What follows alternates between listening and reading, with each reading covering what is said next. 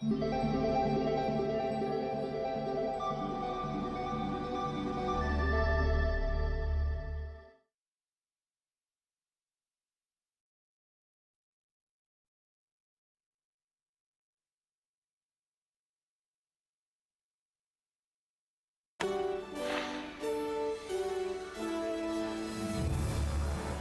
is American Morning for Monday, December 23rd, 2002. Legend of rock. Sad and sudden news. Founding father of punk rock, Joe Strummer, died yesterday. Vocalist and songwriter for the British punk band The Home in Somerset, apparently peacefully, of a heart attack. Joey Strummer est décédé hier à l'âge de 50 ans avec son groupe mythique créé en Angleterre en 75. We live in, we need Joe Strummer more than ever. I wouldn't be in a band had I not heard The Clash. Joe, we're going to have your name on screen. Would you like anything under your name? Would you like Mescalero, The Clash, or anything like that? I'd like you to write punk rock warlord, with warlord being one word. White riot, I want to riot. White riot, a riot on my own. White riot, I want to riot. White riot, a riot on my own. Black men got a lot of problems, but they don't mind throwing a brick. White people go to school, where they teach you how to be thick. Everybody does just what you're told to. Nobody wants go to jail.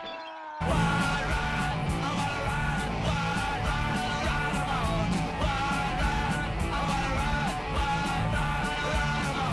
All the power in my hands, and the people reaching out to buy it. While we walk the street, till she can't even try it. And everybody doing just what you're told to. And nobody wants go to jail.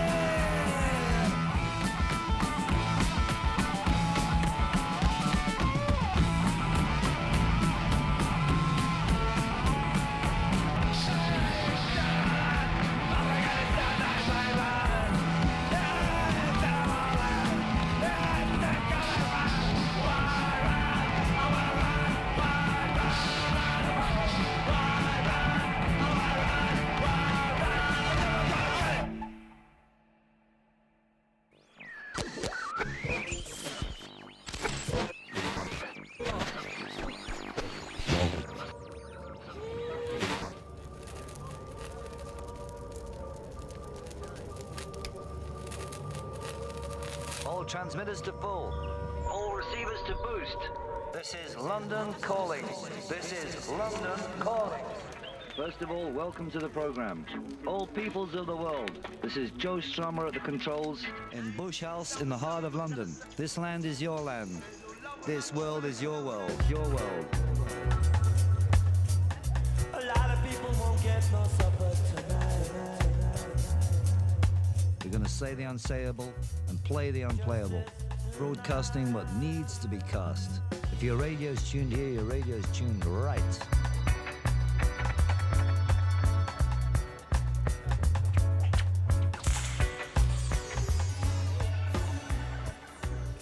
My father was born in India. He only became an English citizen 2 years before I was born. After the war, he came to London and joined the Foreign Office. He was very, very left-wing, which we thought was quite surprising because he spoke like a very pucker Englishman. What on earth Ron was doing being a diplomat was completely beyond me. He questioned everything. My parents weren't musical at all, and I think if I've got any musical tradition, it comes from my mother's side, and she was born on a farm 50 miles south of John O'Groats in a town called Bonar Bridge, which is very highland and very wild. Anna was just this Scottish heather. And the great thing about Joe, he's got those two combinations, you know, of the generosity of Anna and the questioning of Ron. Fries, Turkish delight. My father was posted to Turkey, and that's why I was born there.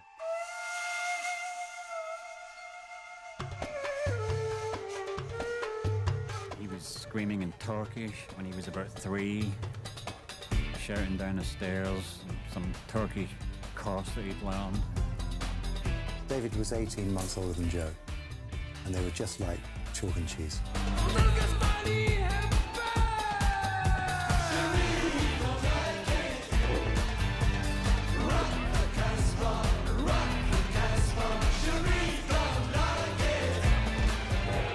My father was then posted to Cairo for 2 years, and then to Mexico City for 2 years. I went to a Mexican school where they spoke no English, and then to Bonn in West Germany. See, I got 'em, see the signs, stripped and cleaned before your eyes. Sweet love, fresh and ready to cook.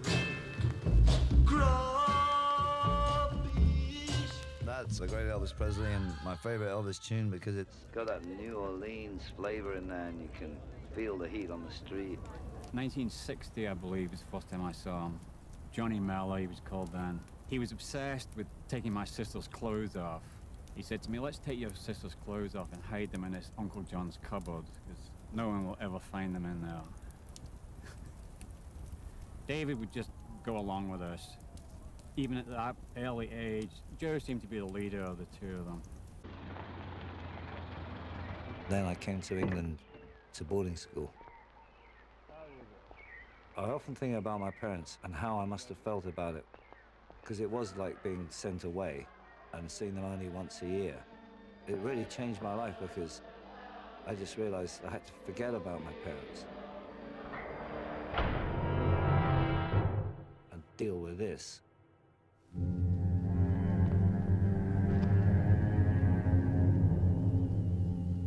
It was a school where people hung themselves. I quickly realized that you either became a power or you were crushed. I had a gang because I realized you had to fight fire with fire. It was either bully or be bullied. I was one of the principal bullies. And there was no protection from anybody or anything. I was happiest at school because I was in charge of my own world. My brother was very shy. He was a little bit older than me in the year above.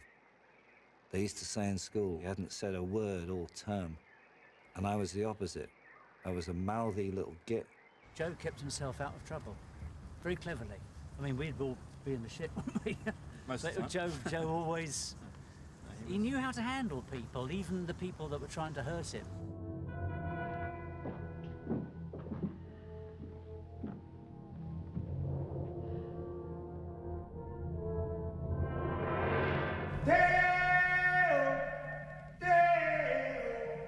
Work all night and a drink a rum. Reporting the Scouts is a good way of getting out of school for a weekend, I think, was the reason that we joined. Stacks banana till the morning come. We used to spend a lot of time building camps and campfires and all that. Come, Mr. Tallyman, tally me banana. That's Harry Belafonte with a magnificent Deo. Takes me back to the old times. And all the time that we were at school, I never met his parents. It was as if they didn't exist. He'd go back for holidays.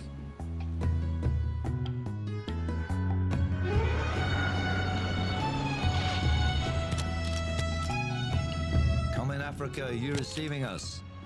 Now we've got Umzike Fani Buthelezi. This is the sort of tune that's like honey to the soul.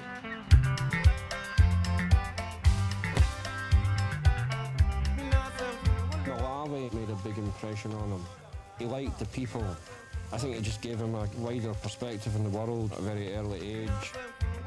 He would always bring stories back at the beginning of each term, plus a new collection of records.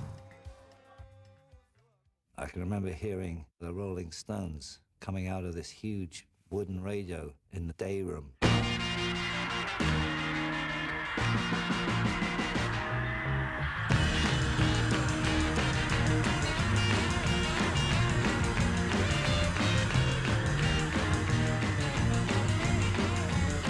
The sound was so different from what we were living in our actual day-to-day reality. It was the sound of another world.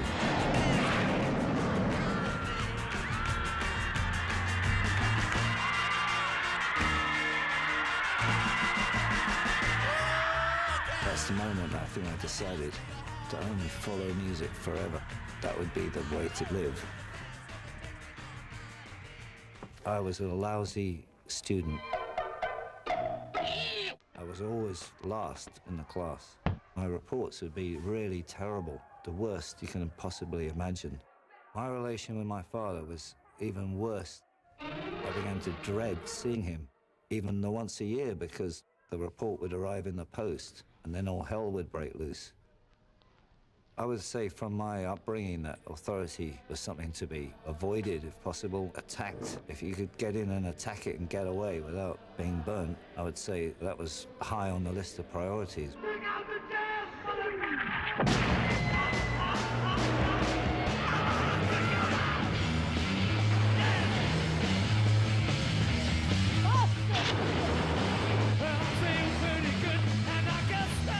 In 1968, the whole world was exploding. There was Paris, Vietnam, Grosvenor Square, the counterculture. I think that gave me an edge to put into punk. It was a great year to come of age.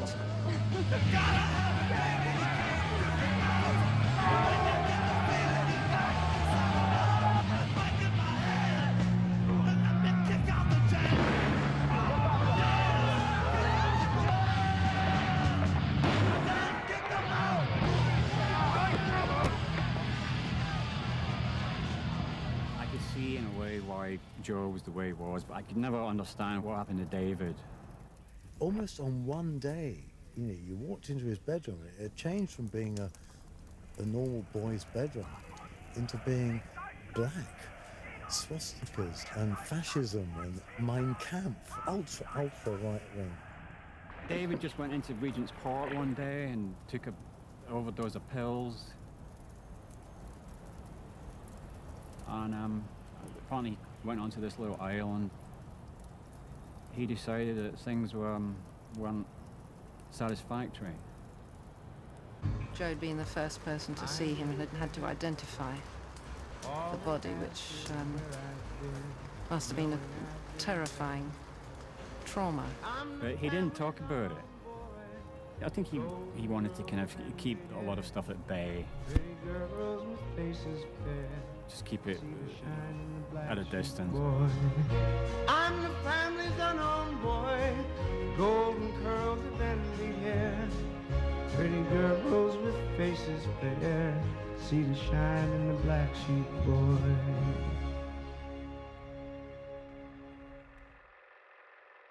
And that was the great Tim Hardin, perhaps a lost genius of music, with Black Sheep Boy.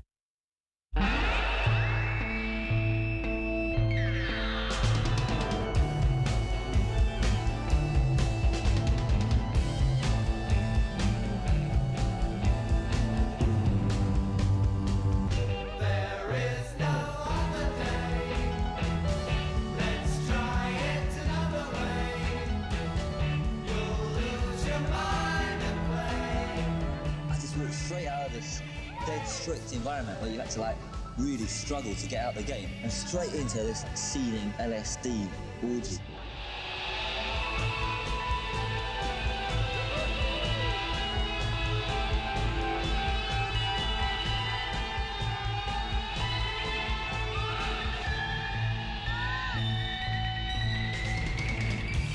There's only one answer to what you're going to do after school, and that is art school.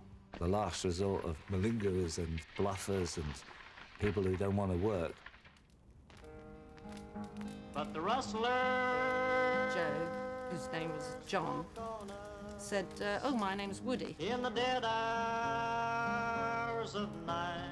I said to him, oh, that's interesting, how'd you get the name Woody? And he said, oh, I just made it up on the spot. A battle to fight. I think because of Woody Guthrie. I met him at art college on the first day we lived together. He was instantly charismatic. Everything in the room focused around him. He always had a different way of putting things, a different angle on things.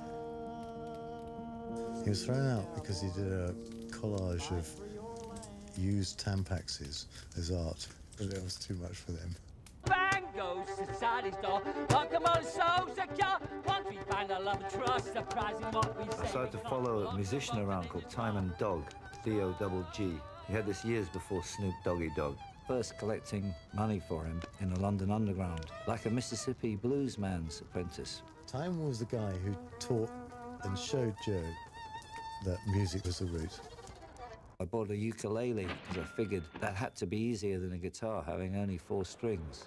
When I managed to get some chords together, I was chuffed. We went down to play at some tube, and I said, Joe, we can't go down and busk the one song that we know. And Joe said, why? Because nobody's ever going to pass twice.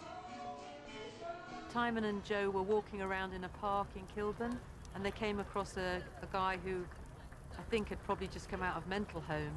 He was a bit strange, and he had nowhere to go, and he was very disoriented. And they brought him back to live with us, and he stayed with us for a while. I remember the name of the guy. He was called Savory. And Joe installs this tramp with huge generosity in my bedroom. When the landlady and landlord found out about us having this black guy, the woman attacked Timon Dog with a stiletto heel. And they just went berserk. They threw us out, chucked all our gear out the window, and we called the police and said, look, and they said, fuck off, hippies. I mean, it's bloody impossible to live with, frankly. You never knew where you were, when you were. He lived day for night. He'd go off somewhere to Glastonbury or to the Isle of Wight or somewhere, and he'd turn up a week later, completely unaware that you might have actually expected otherwise. They'd had their summer love, and by 72, 3, it was all over. I always felt it was like coming on the field of a great battle 12 hours after the battle was over. So the casualties were all lying on the field, but the battle was gone. Come on, come on, come on. None has come that train. Come on, come on, come on. None has come that train. Oh, don't you want to go? He did have a very strong boy's own attitude to things. He'd have this kind of spirit of adventure. He'd sleep out under the stars when it was totally unnecessary. And he said, I'm going to be a rock star. So he was right.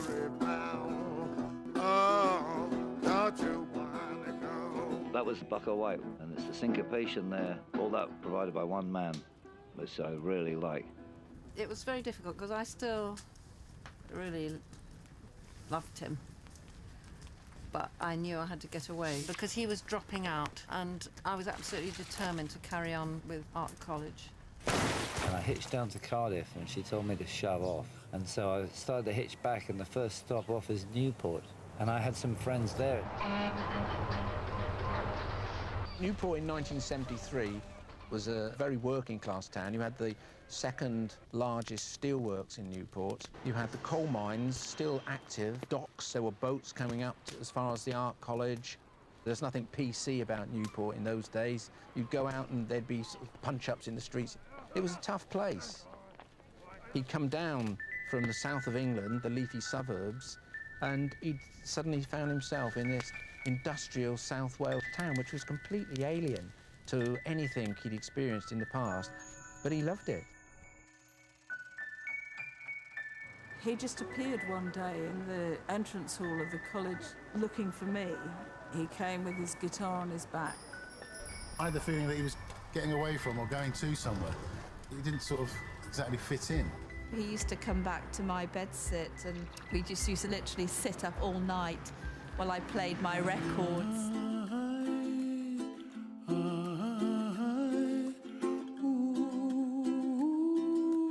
And he just looked at me and he said, "Is your mother proud of your eyelashes?" And that was Israel Kamaka Wiwa Ole from Hawaii.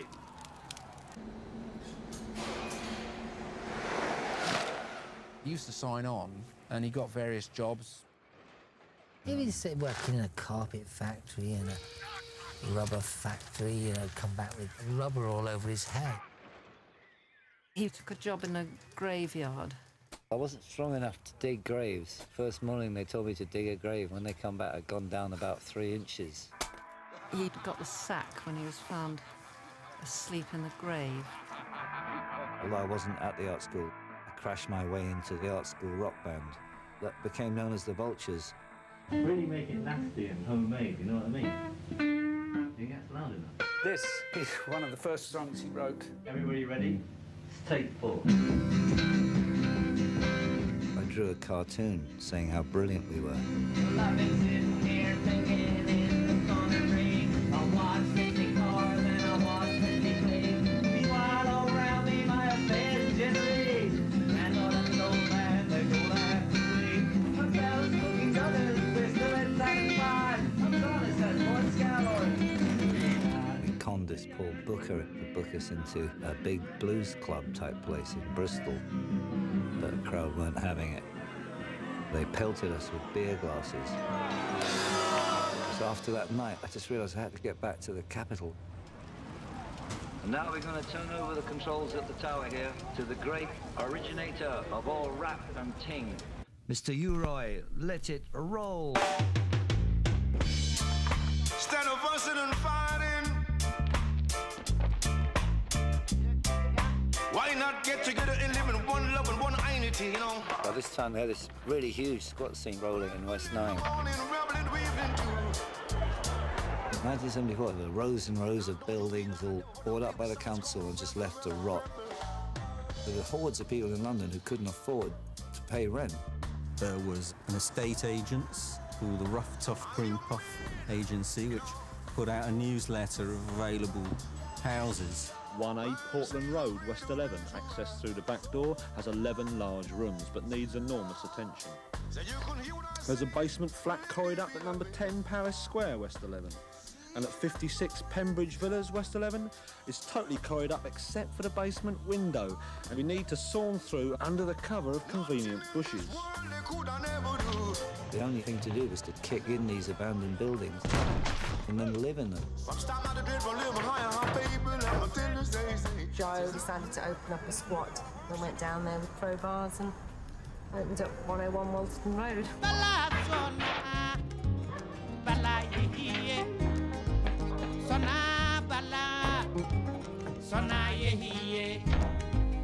It wasn't just squatting because we were down and out. It was a political act that you can't leave buildings empty when there are people homeless. Like bathing in the cool water of a fragrant ocean. And that was the sound of Ernest Ranglin and the voice of Baba Mao of Senegal. I gathered the best people, i.e. people who weren't completely out of their minds, into one squat.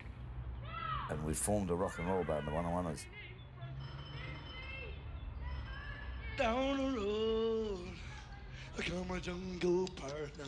And so a house band got going, and there's about 6, 7 of us in it. There were some people running from the regime in Chile. I had a Chilean drummer called Antonio, but when he went on holiday, Richard Snakes Dudansky, he took over after Antonio split. I think he'd heard me banging around when I had a pair of bongos. He said, look, the drummer's gone, we've got a gig in 2 weeks. I thought we could mount an attack on a stage and like actually get paid. They were playing for the scene. That was their contribution. Communal entertainment, initially. When we get short of enough money for food, Joe would go out and bus and come back with money to buy provisions for the whole group. And he was like part of the community. In fact, Julian was the lead singer. And I got him in to sing because I thought I was chronic. I really did, right? Because I thought he was better, right? And Mickey Foot, who was working with me back then, right, he said, that other singer you got in, he just sounds just like you. I thought, well, fuck it. So I become the singer again. You got taken down to the pub for a drink, basically, and then you got told if you'd been fired. Now, I remember I had to tell Simon the saxophone player, we're not having saxophone anymore, Simon. We had harsh decisions. We got rid of our mate Mole, the bass player. I remember Joe saying, well, I think we're going to take Mole for a drink. It's the process of forming, you know, that's what happens. I figured out that I'd sacked 48 people once. And then my sister came in with her Bolivian boyfriend, and he said that the day he saw her, I want to make this girl mine, and so he did. He took me on a date and he said, you see that pub over there, the Windsor Castle? He said, one day we're gonna play there. We had the nerve to rent a room above a pub and charge people 10p to get in. That's how we learned to play, by doing it for ourselves, which is like a punk ethos. I mean, you've got to be able to go out there and do it for yourself, because no one's going to give it to you.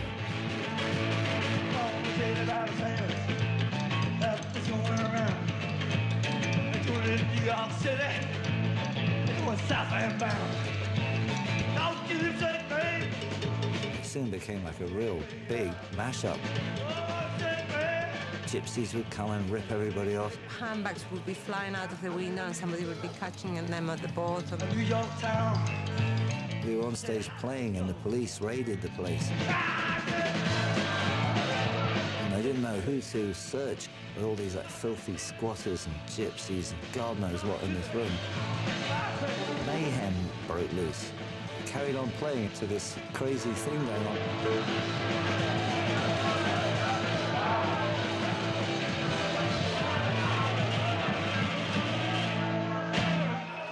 Yeah, that was fun.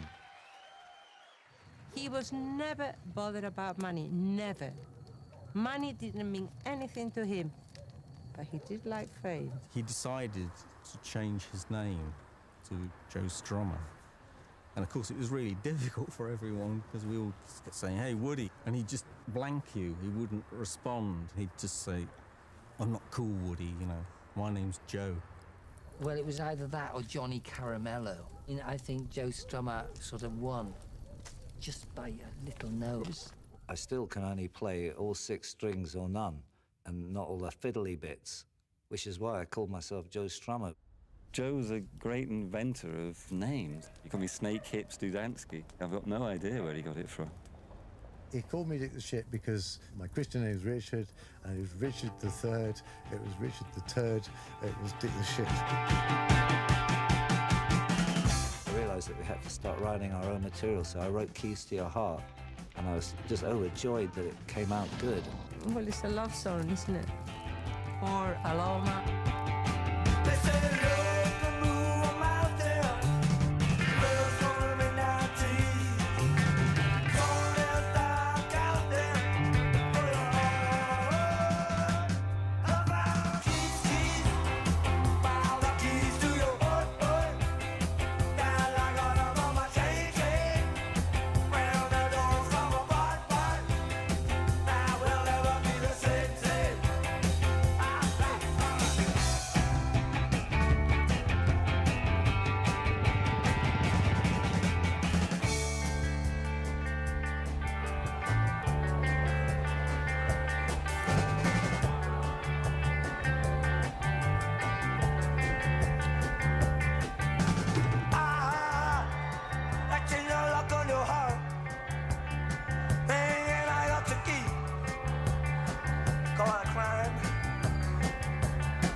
We'd seen Joe play over at the Ackham Hall and the Windsor Castle and quite a few other places. And the jury who saw big blue policeman, a little black book, wrote it down. Even members of the Sex Pistols ended up there. They were watching that stuff while I was unaware of them, because it was the only jumping spot in West London on a Thursday.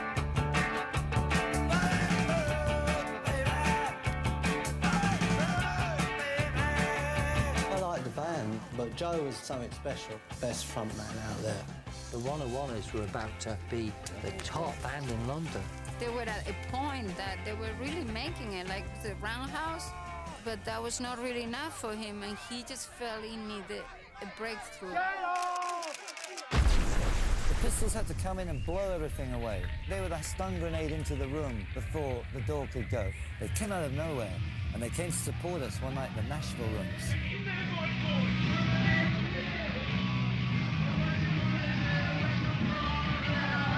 It was electrifying.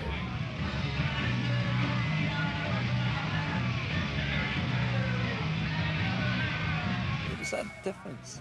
They were like a million years ahead.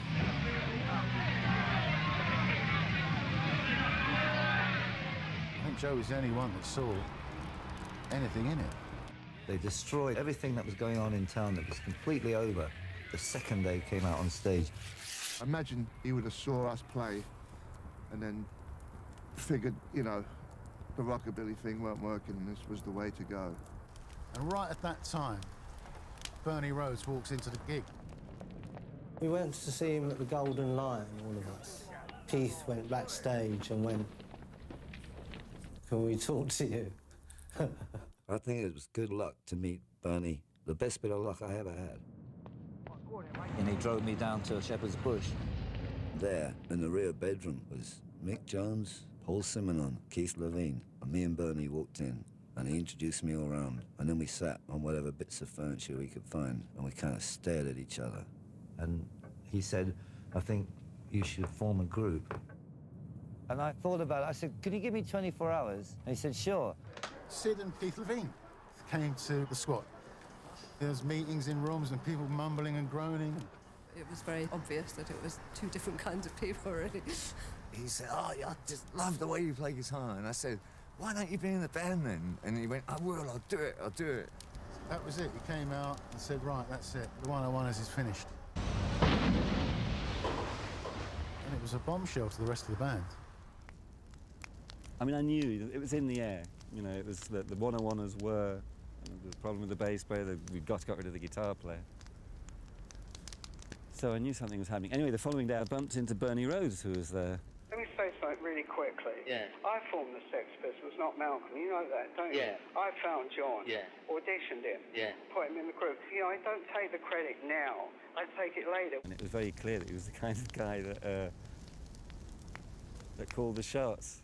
I'm the philosophy of it. I'm the great engine of it. I am punk. Without me, there's nothing. I said, "Joe, you know, right, you know, the 101ers is finished, but I'm not going with this guy." And he said, "It's not possible, Snakes. We've got to do it with this guy." And that was it. You're either for it, punk, or against it. And there's still people today that don't talk to me down in West London for going over to the other side. To go on to this new bit of his life, he had to stop associating with us. And that was quite hurtful. It was a bit like walking out on a whole lot of beliefs. The house didn't really last long after that. The day that I joined the Clash was very much back to square one, year zero. It was a bold move for me to jump into something different. Two guys in the back room of a squat in Shepherd's Bush. But I knew, you could tell by looking at them, you didn't even have to speak to them. Mick and Paul were different.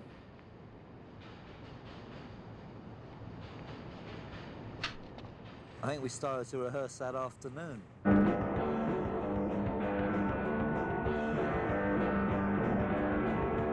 Bernie hired a warehouse off British Rail in Camden Town. Sometimes Bernie would come down and throw us out at night, and we'd break back in when he'd gone. We were that keen.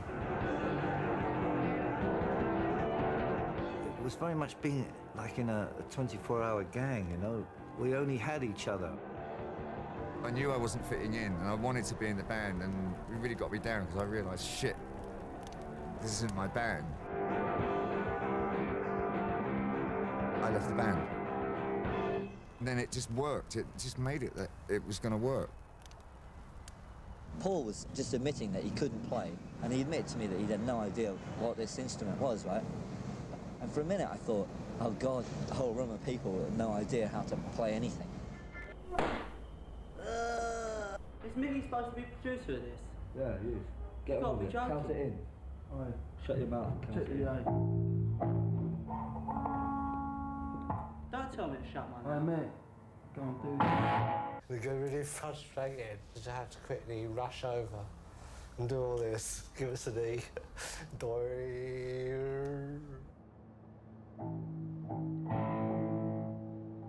He just picked it up. He could play as good as me in about 3 weeks. One who can really play in the Clash is Mick Jones. More than I'll ever be able to.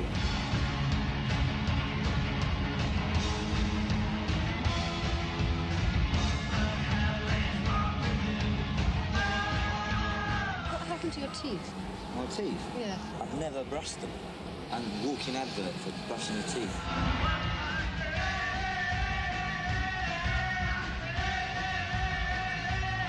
That was what was good about punk. If you were ugly, you were in.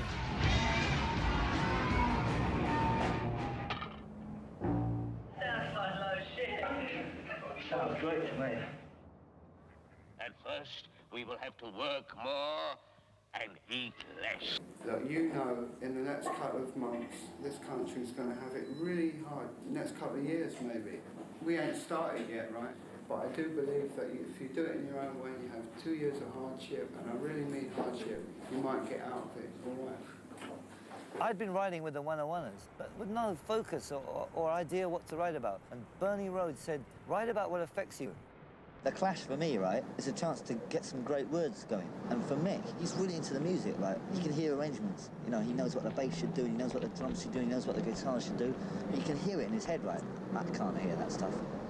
All you have to do is look out there to write a song, really. You know what I mean? It's all out there, isn't it? When I'd see his set of words, the tune was sort of there for me anyway, and I could hear the tune coming out of it. There's the roar of the city. It does sound like our music.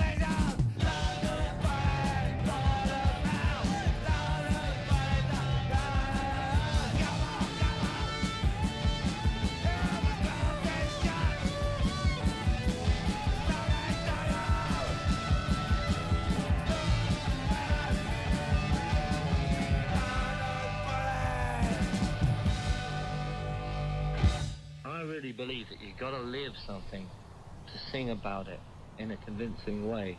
Like when you hear a great song, someone's torn that piece out of their life.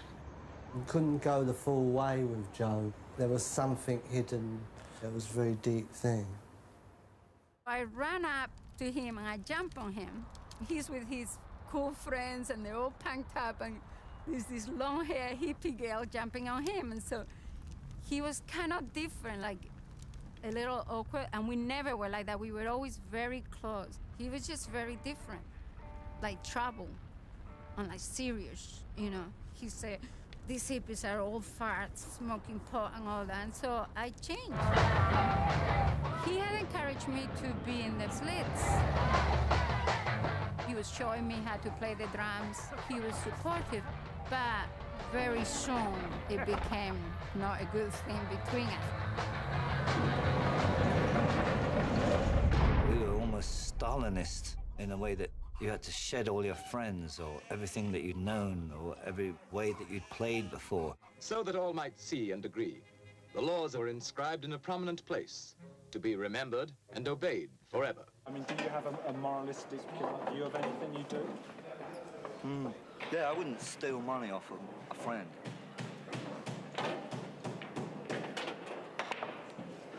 But I'd steal his girlfriend.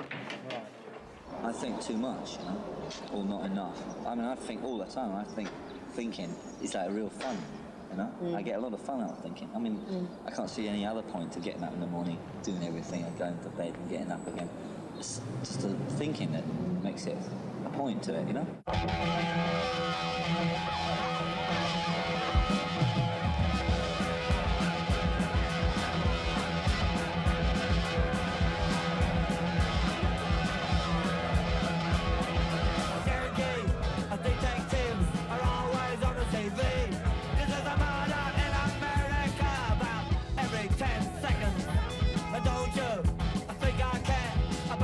baseball shirt. I'd rather wear nothing but look like I'm ready to fight. I'm so bored of the USA. I'm so bored of the USA. What can I do? Hey, what can I do? And when the Clash came along and I went to see him, Hi Joe, it's Dick. It's Dick, and this shutter, you know, came down. It would have been nice if Joe Strummer had said, "Hi Dick, how are you?" But he didn't. It was almost impossible for him to get out of character and go back. The next chapter had started. The only way you can really change anything is if you don't repeat your mistakes or other people's mistakes, right? So I can look back at Jagger and all that lot, right? And I can really pick their mistakes out quite clearly. And I'm determined not to repeat those mistakes.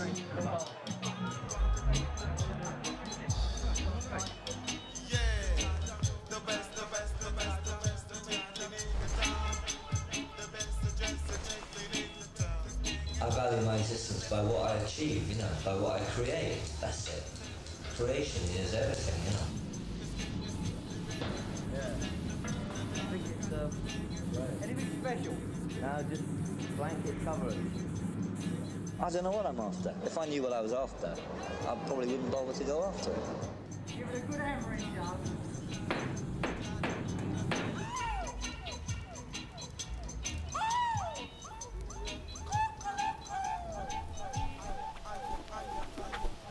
And this is Joe Strummer's London Calling on the World Service, coming out of one of these basements we have here in London, throbbing in the summer heat. That was Best Dressed Chicken in the Town by Dr. Alimantado. Well worth checking out him.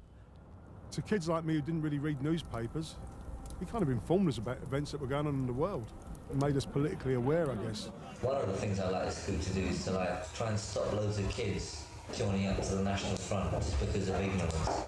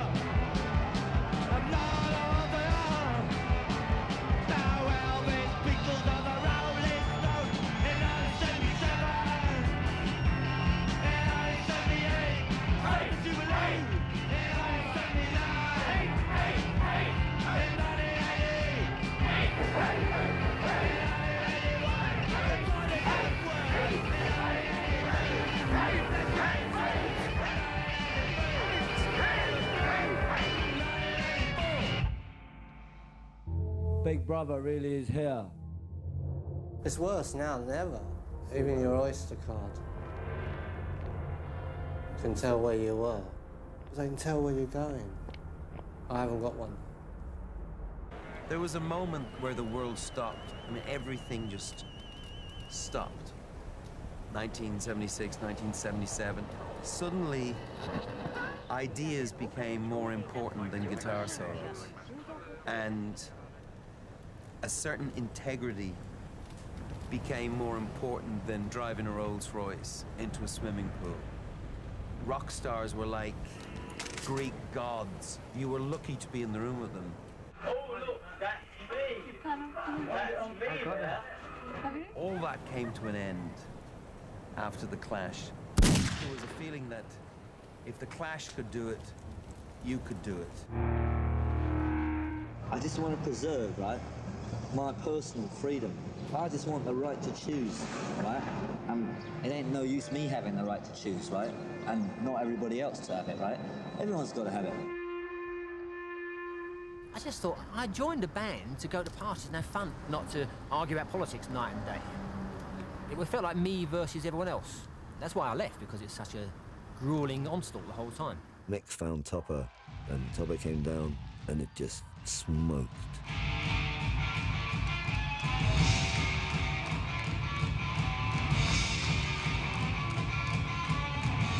It wasn't the sort of music I was into. You know, when punk first started, it was against all the music that I was into. And I thought, well, I'll join, make my name, and then move on to play proper music. Paul said, we've got to cut your hair off. Then Joe said, we've got to dye it. I went home to my wife, right? I left her in the morning with long hair and flares, and I went home with short, spiky blonde hair and zips. And I called him Woody for some reason. I know the reason, OK? He had little pointed ears at the top, and I thought he looked like Woody Woodpecker. Now, I didn't know that he'd been called Woody in before. And I said, "Oi, Woody." And he went, "Don't ever fucking call me that." And I thought, God, he's sensitive.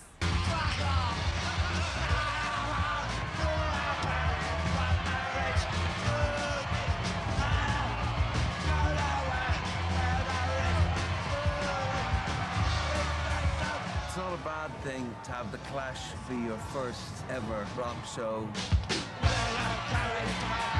17 years old, hanging out with my mates, and we got into Trinity College, Dublin. At the back of the stage, they had a picture from the first album, which was a load of bobbies running down the street with truncheons, which was what was going on in London with the race riots. But in Ireland, it looked like Belfast.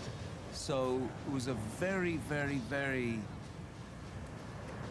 tense moment as this backdrop was opened up. We'll have to roll the tanks, cue the Air Force, roll the Army and the Navy. And there was a real sense of jeopardy. There was a violence in the air. I was terrified. I was excited. And rock and roll was not entertainment in that moment. It was not a matter of life and death, something much more serious. 1, 2, 3, 4. So me and my mates stayed up trying to figure out how we could all be in bands that meant as much as the Clash. Let's go! Oi! Oh! Let's go! Oi! Oh! Let's go! The moment is a strange time. You're going through a tight one. Keep the listen in mind. Little strip. Being in the right time at the right place with the right shit, it's just explosive. It was like pirates slashing their way through. We just got completely out of control. We had crews of people stealing cars, hopping rides, just following this thing.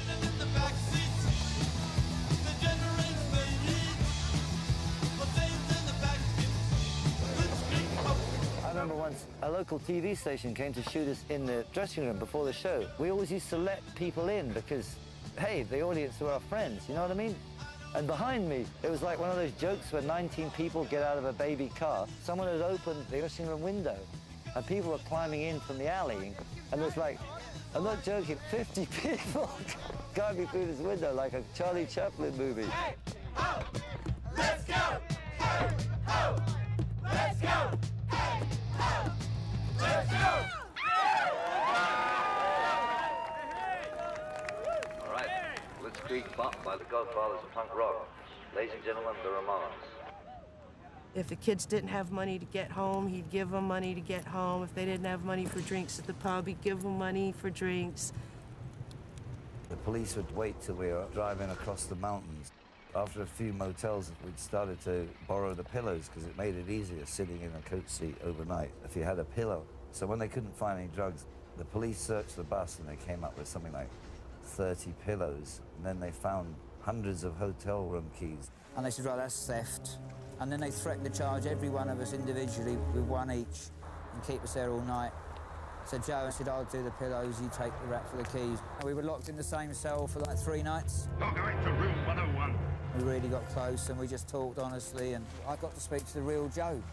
Now, every time I'd spoken to him before, there were people watching or people listening, and he wouldn't drop the act. We both said we were scared, because at the time they were making a big thing about the punk thing, and we thought, you know, we might end up in more trouble than we were really in.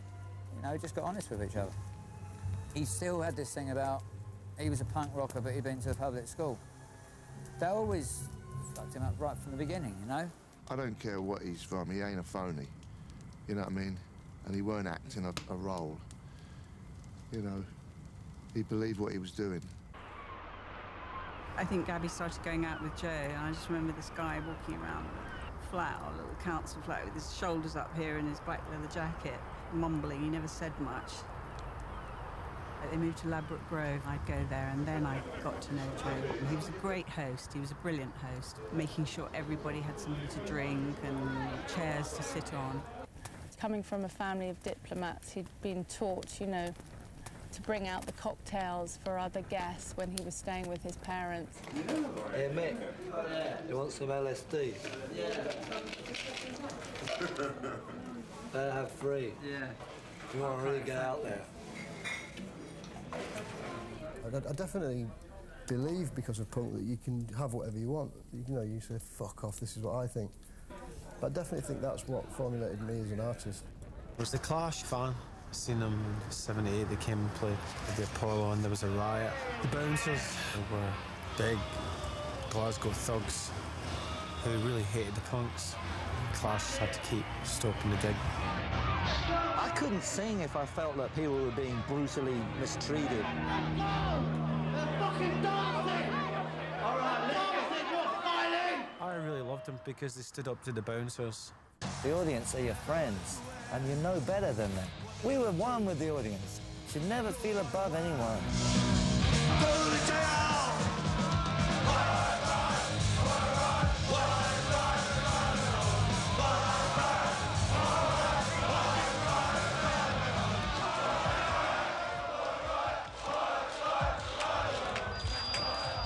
When punk first started, it didn't seem particularly black, friendly. And so when the Clash's first album came out, and they got Police and Thieves on it, and they got a scene from the Carnival, it sort of made punk accessible to me. I felt like it was a way of saying, yeah, you know, come in, this is for you as well. White music has always taken from black music. The difference was with people like the Clash is that Strummer and Jones were inspired by people that were living next door. So the effect was a lot more direct. White youth, black youth, better find another solution. I remember saying you can't hear the words. But the words are really great, man. Really great, and you can't hear them. Don't you think that's ironic? Joe had a way with words, the sense of narrative and drama. Joe would have more ideas in a rhyming couplet than some people have on their whole fucking album. I really connected with Joe's lyrics. Anti-establishment, anti-military, anti-work. Especially the anti-work bit, you know? Because I was working in a factory and I thought, am I going to have to do this for the rest of my life?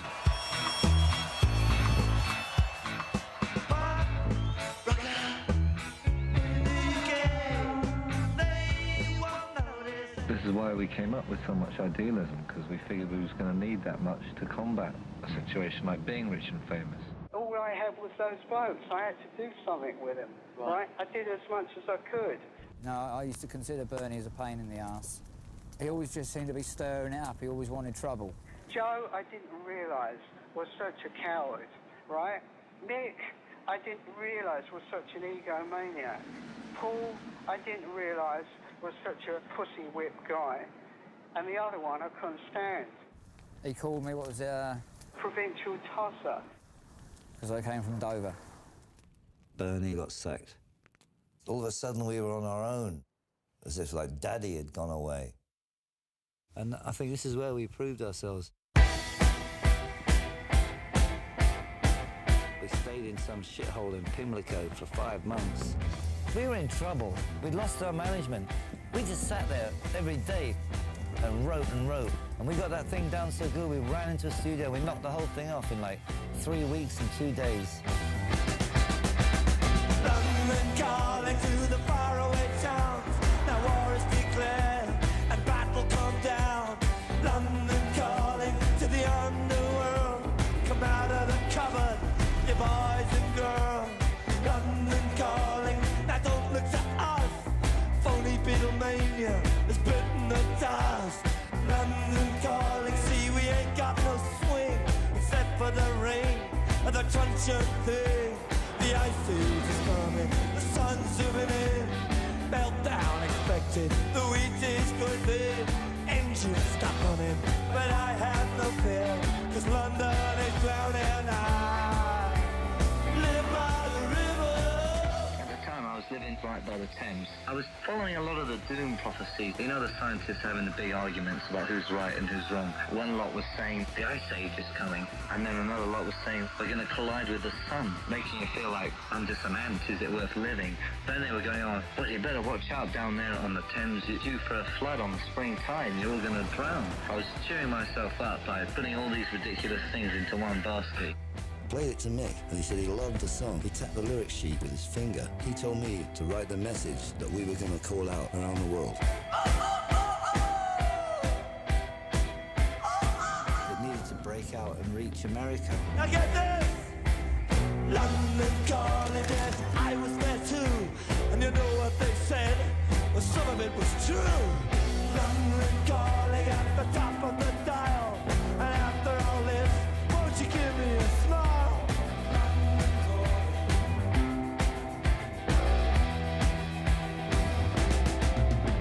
I never felt so much alike.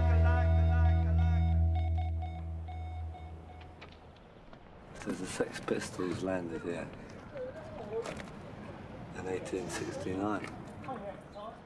We're not particularly talented, we try on. What is it in terms of the energy? I mean, you put out more energy. We give it all we got, that's all. It's as simple as that. Everybody's used to paying $8 and getting half measures and like going home satisfied. Well, in England, they gave up being satisfied 3 years ago. You gotta give it all you got or forget it.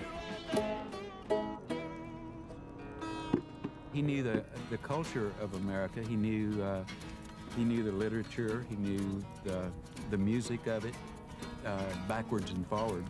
And so we hit it off immediately.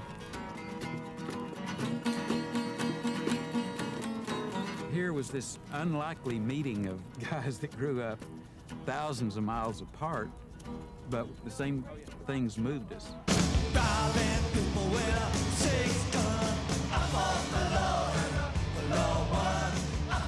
He was passionate. He sang every word like he meant it. He sang about things that were deep down in his soul. He sang about injustices, and he sang about everything as if it was urgent.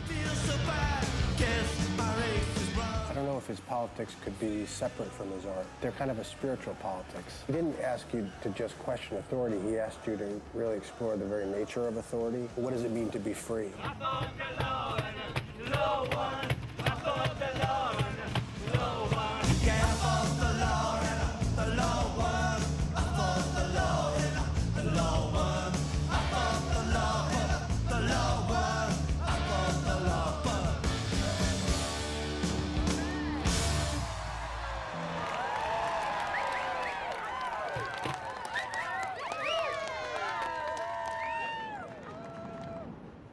I suppose the initial effect the Clash had on me was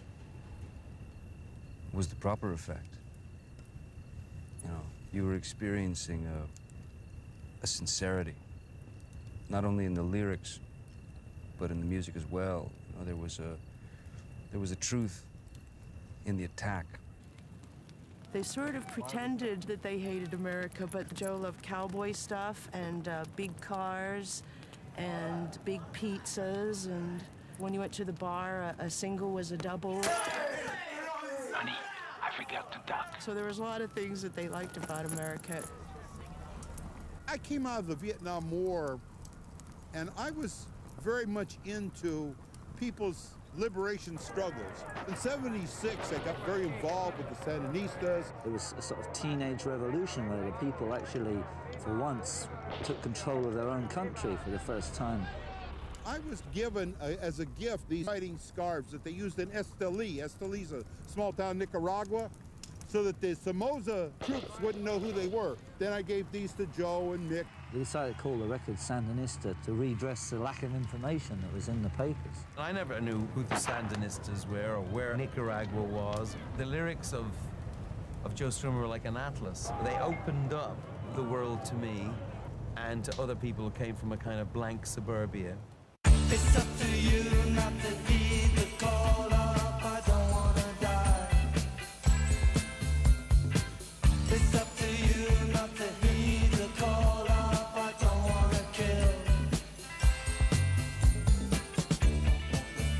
As soon as the people got hold of the idea that, all right, it's punk, we get it, we got it, And then when we started to play other things, you get a lot of abuse, especially in Britain.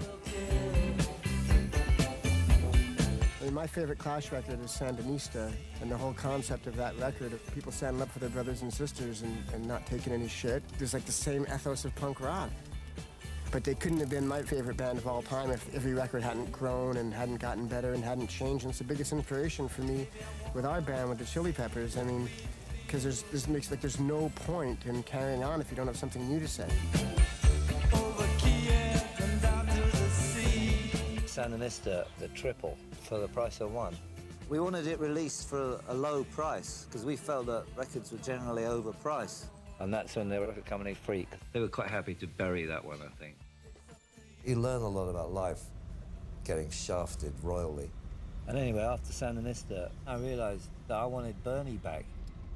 I still think Bernie's a creative individual, and I was missing his inputs. It was a question of either Joe was going to leave or Bernie came back. So Bernie came back.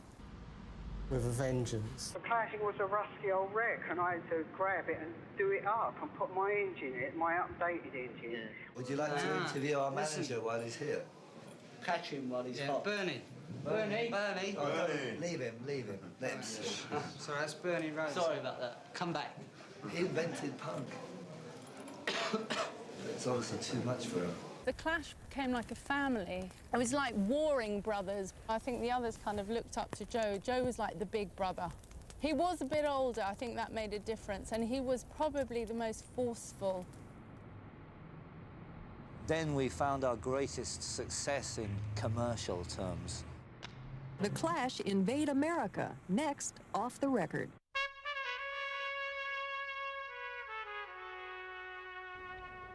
People still hate us in England for making it in America. Somebody had to break out and prove that this thing was a global thing. It wasn't just a neighborhood thing.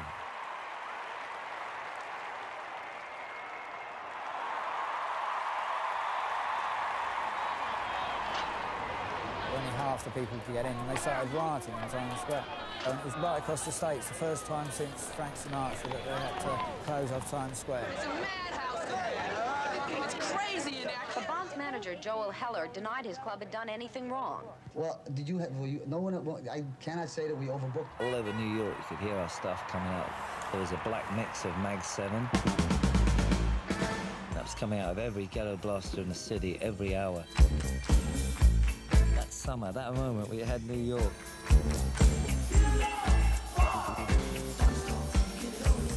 There was a romance that the Clash had with New York at that period in time. I remember bumping into a guy called Jack Checker, who was a cab driver, and he told me that they weren't like other rock stars who came to New York. Their limousine was Jack Checker's cab. Oh, he just wanted to see the city. He wanted to see Harlem. He wanted to see Brooklyn. He just wanted to see the people and interact with the people. Does this man deserve to be in jail?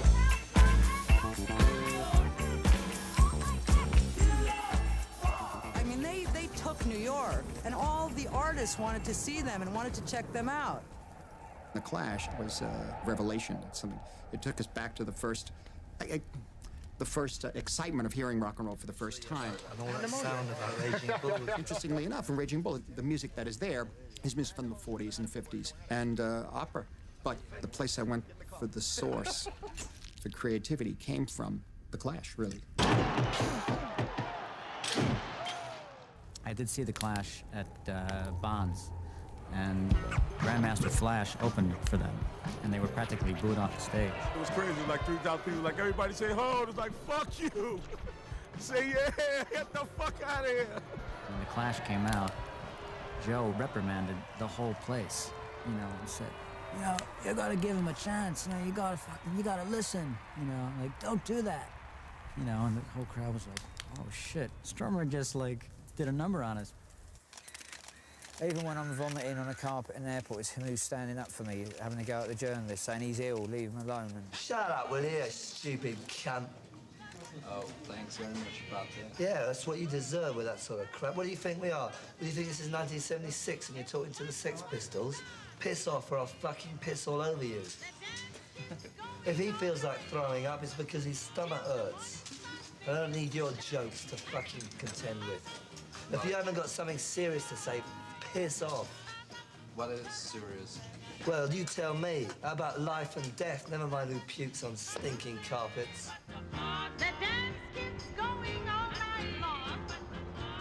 There were parts of his character that I didn't like. I had my girlfriend on the road with me. I had a big argument with her somewhere and said, right, well, you're not sleeping in my room. I woke up the next morning, she'd spent the night with Joe, you know, and that kind of really hurt. I felt really betrayed, and he did it with me, he did it with other people as well, you know? We'd lost that unity. I was already starting to disappear at my own arse. Joe was having doubts. I think he was already becoming embarrassed by the fact we were so successful. And Mick wouldn't travel on the bus unless he had a spliff. Everybody's got their weaknesses, you know. I'm having a nervous breakdown. We got fed up with each other. We've been living in each other's pockets for year upon year. We never had a holiday. Groups now have a holiday. They go away, they get their heads together. We never had any of that. We just continually work. And Mick thought if he didn't want to play White Riot, none of us could. I made a comment which was probably out of order, and I probably shouldn't have said it, but I did, and that's what sparked the whole thing. And it was directly related to his presence on the stage. He went, "You've got no respect for the stage." And I said, "Don't fucking tell me about the stage." And then he threw his vodka and orange in my face. So I hit him as hard as I could in the center of the forehead. It was one fuck of a punch, and it drew blood, you know? That's what people call musical differences, ain't it? Mick didn't like White Riot. But Joe looked as shocked as Mick did. Fuck me, what have I done here, you know? Nervous breakdown. Well, I'm no boxer, but I guess that was a triple hook combination with a double uppercut. Eddie Cochran there, nervous breakdown. And it was over the next thing, and I was laughing my head off. Suddenly you're on Saturday Night Live, you get on Johnny Carson, you're on talk shows. We weren't prepared, funnily enough, after all the years of struggle, to actually be there. Everybody began to get big-headed. It was just falling apart. Never at any one time were the four of us in the studio at the same time. I turned up at Electric Ladyland Studios and no one was there. I've got this idea on the piano. If I put the drums down, I can put the piano over the top, and when the others come in, I can say, this is my idea. So I put the drums down, put the piano down, and still no one was there. So I picked up the bass and put the bass down quickly, and added the percussion. And by the time they came, I said, listen, I've got this idea. And I played it to them, and it was virtually completed. It was Joe actually said, well, that's brilliant. Bernie came in and he said, why does everything have to be a raga? And we went, what? He said, everything's going on for 6 minutes. How are we going to get this stuff on a record? And then he left, and we started to laugh about the raga. I went back to the Iroquois Hotel on 44th, and it was already daylight again. I had a typewriter in the room, and I went over to the typewriter and I typed, now the king told the boogeyman, you have to let that raga drop. I was tired out of my mind, and that paper sticking out of the typewriter was irresistible. I just sat down and I did the whole lyric to Rock the Casbah. There's no tenderness or humanity in fanaticism. That's what I was trying to say in Rock the Casbah. Mick and Joe's relationship had become really difficult. You know, we used to drive around there and he used to post lyrics through the letterbox. He didn't want to see him, he didn't want to write with him. I got worried at that point that Mick would lead us into disaster through his complete idealism and refusal to compromise in order to operate in the real world.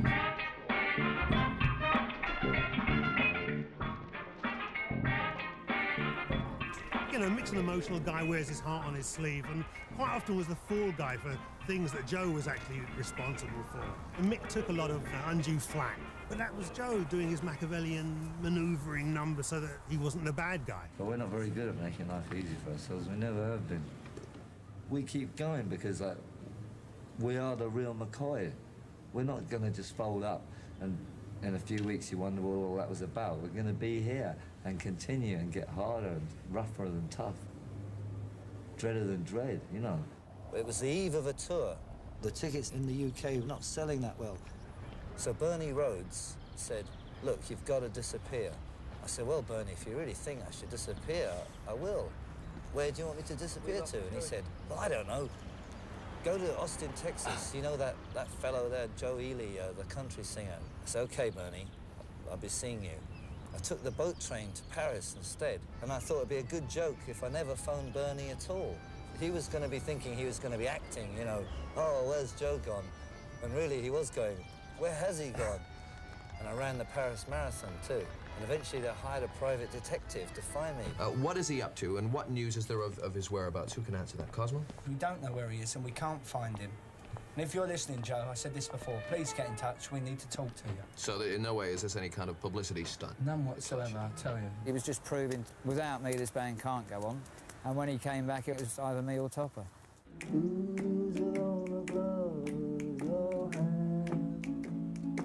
I can't deny that I wasn't firing on all cylinders. When you use drugs, you don't care anymore. I was self-seeking, I was dishonest, I was...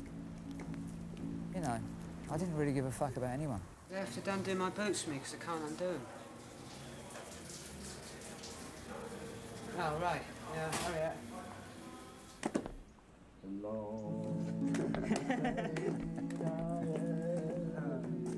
I gotta go sunbathing. You go sunbathing. Bye, Topper. Down the railway track. There wasn't a lot of choice, really. You can't have a band where the drummer is so out of it he can hardly play sometimes, and he's always late. I burst into tears, right? Mick was crying.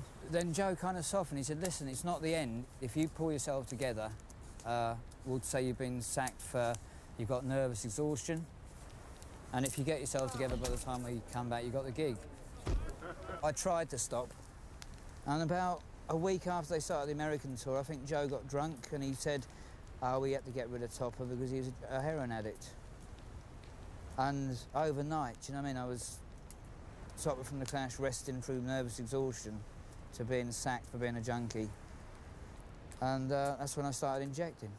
While I was playing hooky, everybody had a row, and Topper just decided that he obviously didn't think I was ever coming back, and he decided to cut out. You know, we're playing with a guy called Terry Chimes, who played on our first album, and maybe we'll stick with him. I was living in a squat in Fulham with no windows, sleeping with my dog under the carpet. I'm seeing my song on a video with some other bloke playing in it.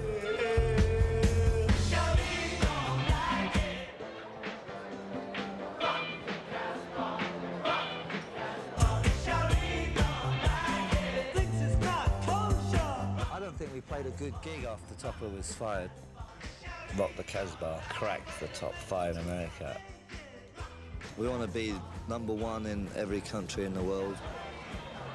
Seriously, we do. It's made me wake up to a lot of things that are happening in the world. Kick-ass band. Revolutions, nuclear arms race, individual rights. But if that's going to destroy us, then we're not so sure we want it. What do you want to be doing when you're 40 years old? Do you want to stay into this and continue to play? I want some dignity left. Yeah. They're not punk rock now. What are they now? They're just what the Stones are. Obviously, life's full of sick jokes, and you could have seen that one coming, I guess. But it's still of a shock when it actually happens. You know, we turned into a load of pop stars. I couldn't believe that we turned into the people we were trying to destroy. I'd rather go back to busking, be a nobody, than carry on like that. When the Clash got really, really huge, it must have, on some level, you know, been frightening, you know. I mean, it must have scared them on some level, and maybe they weren't ready for it then. Just afraid that that degree of success or money would taint their purity, their ability to be honest. What is the question? I'm asking you about the kind of responsibility that you feel that you've got towards the fans as the public figures that you are. I just don't feel strong enough to carry anything at the moment, let alone anything like that. Are you discouraged with rock and roll in general, though? It's no worse than any other prostitution business. What we got for you tonight is, we ain't got no baseball tonight.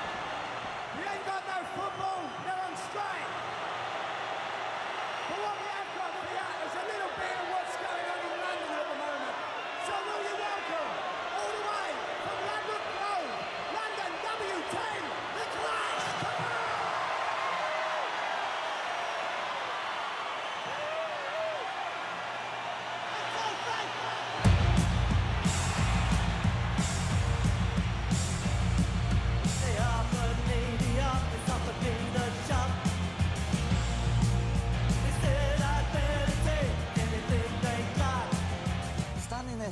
songs, while it got bigger and bigger towards the end, for some reason I began to feel worse and worse. It's something to do with what those songs are saying.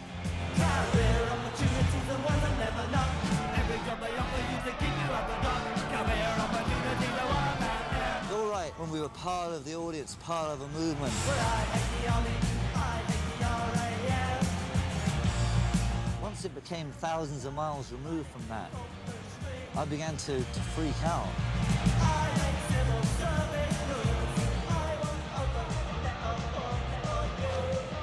Mick was probably comfortable with success. Joe was uneasy with it, but didn't know why he was unhappy, and he was just a struggle inside him that couldn't ever be resolved. You know, he couldn't be happy because he wanted the band to be successful, but when it was successful, he wasn't comfortable, so there was nowhere to go. The thing that the Clash don't understand, and the thing that a lot of these bands don't understand, is that you can't take life so goddamn seriously, honey. You make, you buy, you die. That's the motto of America. You get born to buy it. And if there's anything going to be in the future, it's got to be from all parts of everything, not just one white way down the middle of the road. I need some hostility here, you know. Yeah, I need some feeling of some sort. Hey, we're all alive at the same time at once, you know. Should I stay or should I stay? Stay or should I go? If I go, there will be trouble. And if I stay, there will be trouble.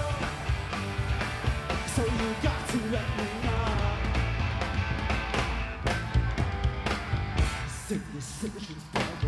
7 years ago, we decided that we were going to be bigger than anybody else, but still keep our message. Who am I supposed to be? Sing the side. To remember which steps I over. We have fallen into every pitfall that you could possibly fall into as a group, starting from nothing and becoming something. Probably invented a few new ones along the way. The success goes to your head pitfall, the ego trip pitfall. So you think you're geniuses, you become drug addicts, you make overindulgent records, you overdub the sound of ants biting through a wooden beam. All these things, we've gone through each and every damn one of them, and that's why we come out a depleted force. Should I stay or should I? Mick was pretty hard work to work with. He was in his prima donna phase. Bernie turned around to me and said, look, why don't we sling this guy out? And I figured it was a good idea, because I don't like being bummed out. You know, when you go to work in a good mood and there's some guy always bumming out. We weren't about to make any music like that, so I thought, fuck it, why not? I think it was Joe who managed to muster up the courage to say that he didn't want to play with me anymore. And when somebody says that to you, you know, that I just packed my guitar up and just, well, hey, you know, okay, bye. And that was it. I walked. And Bernie come running out after me with a check in his hand, you know, like a gold watch or something, you know, which added insult to the injury. But I took it anyway. It was right at the time of the carnival. It was awful, you know. I walk around the carnival and then you might see someone and you're like trying to... I did everything. I grew a beard. I dyed my hair, you know, blonde for about 2 days. I was in complete traumatic shock. But then that's character building, you know, when those things happen to you. I hadn't understood that the manager suddenly wanted to become an artist. Bernie conned me to get rid of Mick, to lay the way open for him to step in. Stupidly, I allowed that to happen. It's my fault about the end, definitely. So he kind of thought, yeah, well, maybe Mick was the problem, like he thought Chopper was the problem, you know. He didn't maybe at that point think we're all the problem. I mean, he was a coward too. You know, there you go, I gotta say it. I mean, Joe, you know, he was a coward and didn't like confrontation. What pisses me off about The Clash is that this extraordinary band should still be here.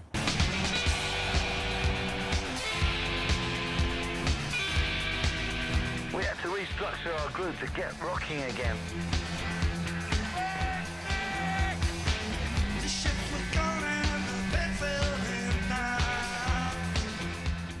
Pete Howard, the drummer, and Vince White guitar, and up top, Nick Sheppard guitar. Pete Howard and Vince and Nick Sheppard, they all felt really intimidated, which I can't blame them because they were entering the scene was already so big. How do you feel about the band at this point in time? Great. Can you hear me? Yeah. Great. Everything's blando, blando, blando, you know. Let's have a revolt from the bottom up. Drugs are over from this minute now. Anybody who takes a drug is a hippie, and hippies can shove off. Accountants and lawyers are writing the songs. Attorneys are playing the lead guitar solos.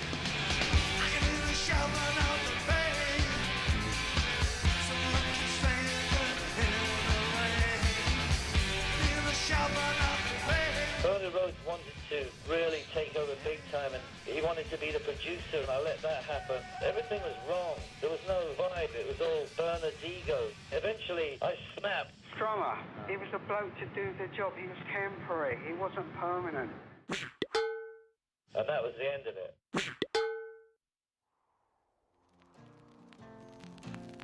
Karina, Karina, yeah, we've been so long. They used to ask me, so you think you schmucks can change the world, they'd say to us. They said it so often that you began to believe them, which is fatal. Trust thyself.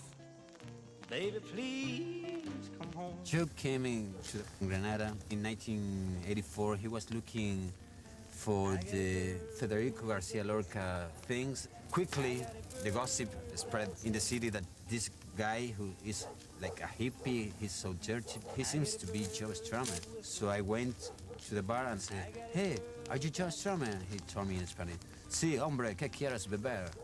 So, what do you want to drink? He told me that he felt so frustrated, so alone, so lonely. He was unsatisfied with what he was doing. And while watching the Alhambra, say, my brother should be here. If he knew Granada before, he probably wouldn't commit suicide. And suddenly he told me how wonderful it is to be alive. That's Bob Dylan with Karina Karina and his wild scratching posse of hip-hop artists. Recorded live at the Village Vanguard down in Old Manhattan. Even though Joe was a natural preacher, and even though he was a really righteous preacher, the very fact that he became a preacher in some ways was maybe a betrayal of his own best instinct. And I always sort of felt like he spent those kind of wilderness years almost doing penance.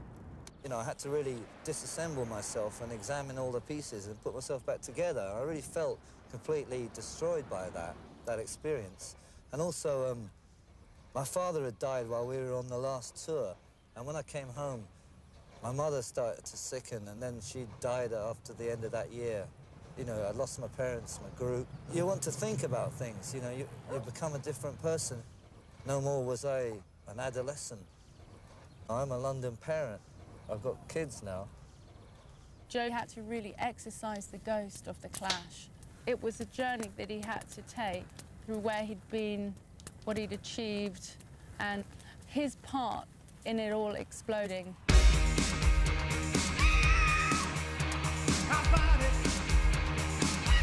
It's ironic that, you know, after Mick was cast out from the Clash, he was really the first one to break big with Dynamite. And Joe seemed to be spending his time doing a little bit of acting work and the odd soundtrack. The desert's beautiful at night. Beautiful but lonely. Some people don't believe in God. That was my first week on the picture, you know, and you have to, gun twirling takes about a month. I was 18 when I made Straight to Hell with Joe.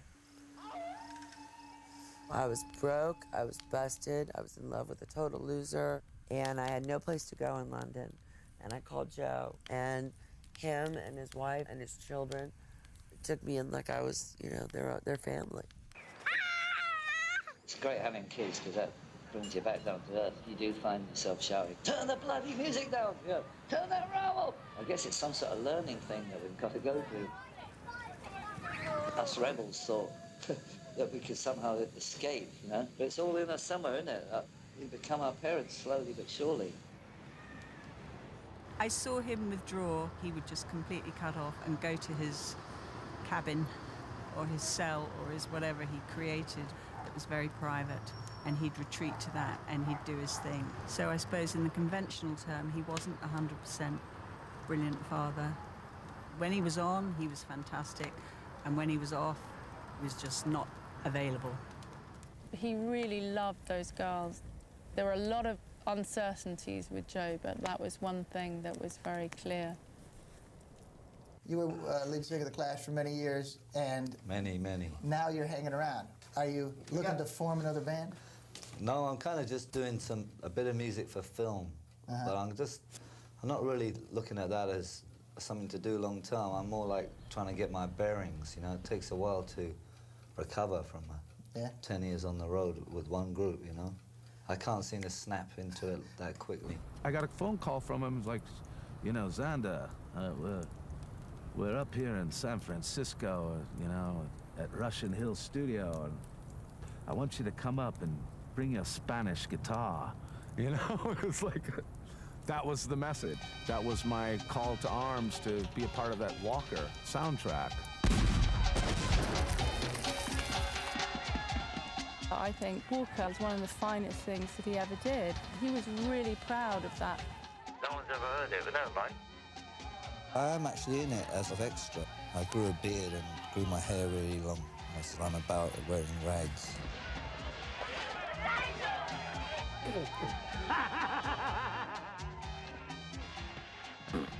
Whenever he tried something new, people weren't really prepared to listen with new ears, because what people wanted was Joe Strummer and they wanted The Clash, and that spoilt a lot of the work that he did.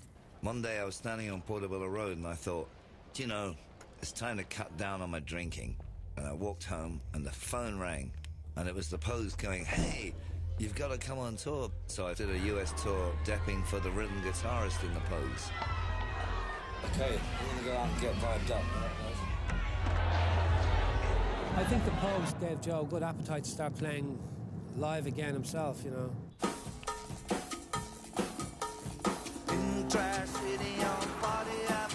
I put together a nice little group for this permanent record film. I called it the Latino Rockabilly War.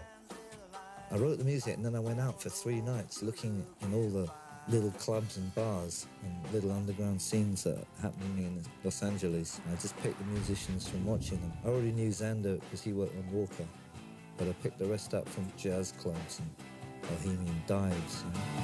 In Trash City, that's Party Avenue. I got a girl from Kalamazoo. In Trash City on the transit line. I put you on hold, but you're looking fine. He was looking for a drummer in his band, and he said, I've got the guy. I said, who? He goes, Ramon Bajaranda. I said, is he good? He goes, I don't know, but his name's Ramon Bajaranda, man. He's got to be good. We got to hire him. Of course, he was not in the band, unfortunately. Wanna see a movie about a creeper on a house. He hired my former drummer, Jack Irons, and he's pretty phenomenal beat keeper.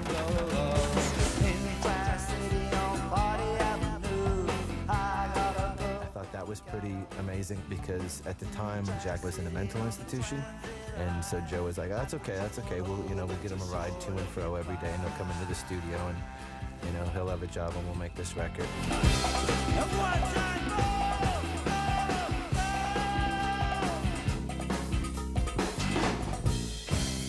I think if your projects are consistently failing, if they weren't selling records or people weren't really listening, I think ultimately that wears you down.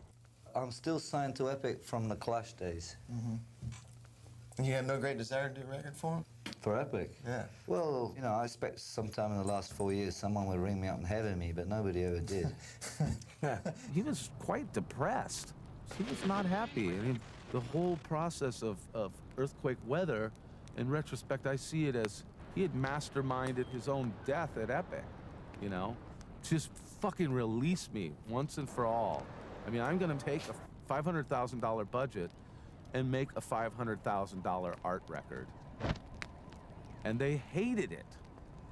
I had the head of the label and a bunch of the sort of brass from Epic assembled at Baby O Studios in Hollywood to hear the record. I can't find him anywhere, and he's not at the studio. And I go to the house, and I see in the driveway there's a yellow piece of legal paper nailed to the door. Dear Jerry, don't be mad, dash. I wish I still had this. I've gone to the desert. We'll be back on, Sunday, Monday, Tuesday, Wednesday, Thursday, Friday, Saturday, and then he circled Thursday. Joe couldn't just write, I'll be back Thursday. Probably didn't even know until he saw all the days of the week written out in his own hand. Thursday. And he came back Thursday, and it was too late. Everyone had gone back to New York, and he made that record a self-fulfilling prophecy, I think. He didn't have his confidence back yet. The guy fucking intended on shooting himself in the foot, sabotaging his career, and possibly any kind of relationships that he had that he didn't want to be in. He needed to make some serious changes in order to be happy. He had to find a place in himself where he was happy with just being Joe and letting go. It was part of the reason why I shut down shop after earthquake weather, because I realized I was contracted to these people on a never-ending contract. So I was kind of fucked, and I decided to bore them out. For the next 8 years, I figured out how to get out of the contract. I guess it was kind of a dark period for him in some ways when we became friends, you know. He had a lot of frustrations about his life in general. I'm sure other people have brought up, you know, the Strummer's law of no input, no output, because he was always interested in taking things in. You know, that period maybe was very important for him and fertile, but I think maybe a little painful at times. And I cornered him in the kitchen. And I said to him, I said, Joe, do you think we'll ever work together again? And it's one of the most brilliant things he ever said to me. He said, don't be stupid, man. I was like, and it was like one of those ambiguous, like, Joe-isms. It was like, don't be stupid, man, of course. Or don't be stupid, man, move on, it's over. Jim asked me to be in his film Mystery Train. And he said that Strummer was going to play one of the parts. I was as nervous to work with him than if he told me I was going to work with Marlon Brando or De Niro or somebody, you know, that it was Strummer. I was like, all right, just calm down. It's okay. You know, you could do this. I was hoping that maturity would arrive. I'm still waiting at the station for it. You know, I found you can't just walk in there and expect to get a result. Sorry. A bit like you couldn't really walk into a studio if you never thought about music and put down a good album. Used to go from high to down easily. He was really emotional. Good morning, Saudi Arabia. Kicking off Desert Shield Network, FM 107. And we started off rocking the Casbah.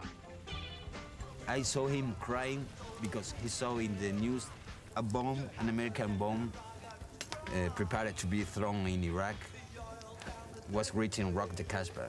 He was crying. He told me, hey man, I never could think that a song of mine could be reaching as a death symbol in a fucking American bomb.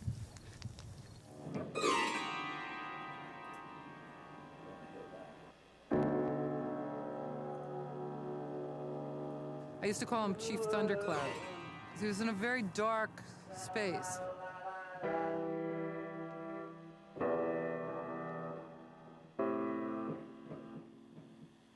I did this film called When Pigs Fly, and I benefited because he was so anxious to make music.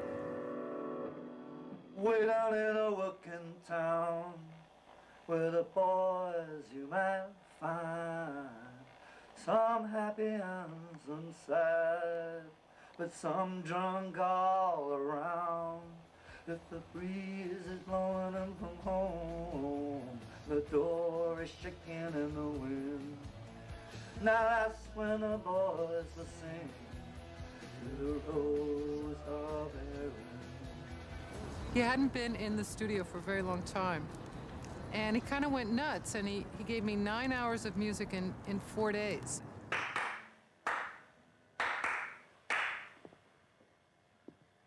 Oh no! Bollocks. Well, you always, every time you get something happening, you always go over it by later in the fury of it. Could you play me the rest of it? You haven't run back, have you? Could you go right to the end to see what's left after that stupid fool clapped on it? Bloody hell! What a pillock! Imagine that you're a rock and roller, and say you were in a big band like I was and what have you, and time goes by, and then you meet a 17-year-old guy. He's never heard of the Clash, and that's the moment that my feet touch the ground again. I've got ideas for the new world. I can't go back. It's be like a living museum. No, I just want to get out there and do something new, and then you get your own energy from the newness of it. I think it says in the Bible, there's a time to dance to techno and a time not to. We've got new, fresh sounds every week. You can't even keep up with it. Have you tried keeping up with, like, techno, hardcore, trance, intellecno? It's a hotbed of creativity, and that's a fact. Standing in a kitchen listening to rave music, I couldn't understand it. I had to go to a rave to understand it. And after about 4 hours, we were supposed to go into a trance. In fact, I was going into a trance. And I thought, it's just say we were in a forest and there was nothing to do but these big empty logs. Like, say we were pygmies or something. We'd end up, what we'd be doing by about lunchtime, we'd be standing around a log with big sticks and we'd be going, dong, dong, dong, dong, dong. There's an anti-criminal justice act in England which is banning parties, raves, repetitive beats, more than 10 people in the field. And it's only made the underground stronger because you have to band together to fight the common thing. It was a case of that as well with punk. You can see the hippie thing about it, you know what I mean? Punks were hippies with zips. People began to kick hippies around, but quite frankly, I am a hippie. I want to be a hippie, you know? Punks and hippies are now fighting together here in England. It's the same thing they want. In fact, you can't tell them apart. And they're coming together in some new, strange style. The first original Strummer campfire probably started at Glastonbury. He loved the kind of community aspect and the techno thing he suddenly got. You know, once it was there, once it was instilled in his brain, he instantly understood it and became a champion for it. There's no better place to be on this whole island than right here, right now. I think this is some sort of gene memory. This is my theory. It's in our blood over here to have these kind of big meets. I bet you if we were standing here like maybe 2,000 years ago or whatever, you know, there'd be something like this going on. But Joe was looking around the world for different inspiration. This is Andres Landero, the king. Cumbia music, African music. Jason Mayle brought this lovely music to us. We are riding on it. We love it. We play it all the time. Joe was marrying Luce, and I just felt really happy for him because he seemed very happy. It helped to ground him and to help focus him and give him a base to grow from and to start his new music and give him a bit more confidence in himself. And I think Joe really appreciated being Joe Strummer and not being the ex-Clash member. Joe was a very spiritual person. He always had an interest in kind of American Indians, the Incas, Mexicans. But he did love the image and the symbolism attached to a campfire. It was very, very important to him. He saw it as a great opportunity to express himself, but in a really quiet way. I think Joe was fed up with shouting. And there's nothing better than people wandering through and sitting down, because at a campfire itself is a very comforting thing. You sit there, you get warm, and you talk. Last train to Nashville, girl, yeah. You got on board. You packed up your medicine and you left without a word. He would go off for hours on end and come back with people from all walks of life, none of whom we knew. He just enjoyed talking to people. He enjoyed listening. He used to learn so much. You don't dance to techno anymore. He's always thinking of other people all the time, like extra tents, extra sleeping bags for everyone. It was an extension of the whole ethos of Glastonbury. For him, it was a form of alternative living with your friends. In Rastafari, we say more fire, and it's not supposed to be a violent thing. It's about purging and cleansing and rebirth and rising phoenix-like out of the ashes. So maybe that's what he was tuned into.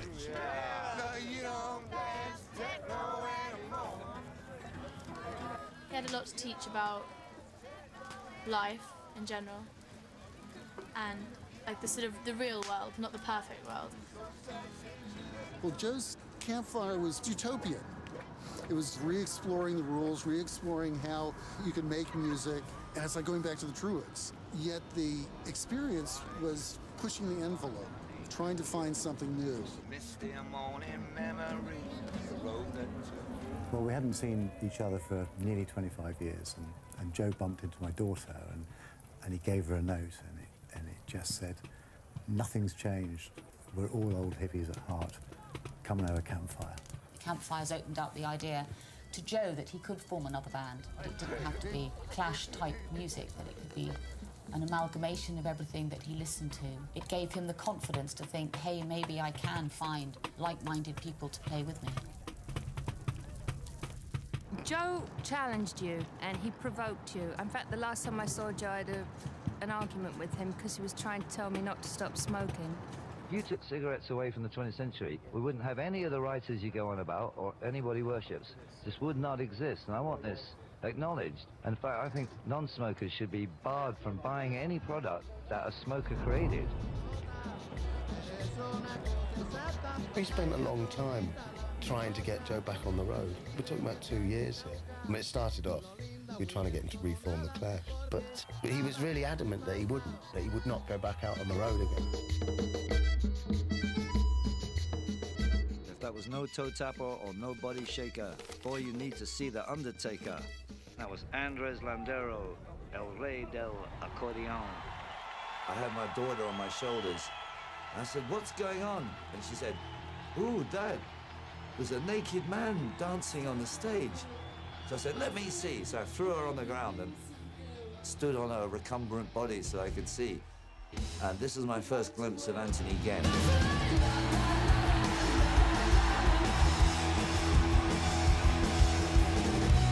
And then I met him after that performance. I was kind of drunkenly saying to him, "Come on, man, you're fucking Joe Strummer. Get up off your ass and make a fucking record. You know, we need you." I just didn't expect him to turn around and say, "Yeah, okay, I'll do it with you." If you leave it too long, there's a sort of magic moment when it's too late to come back. And I think I just got in before the door closed. Please welcome Joe Strummer and the Mescaleros.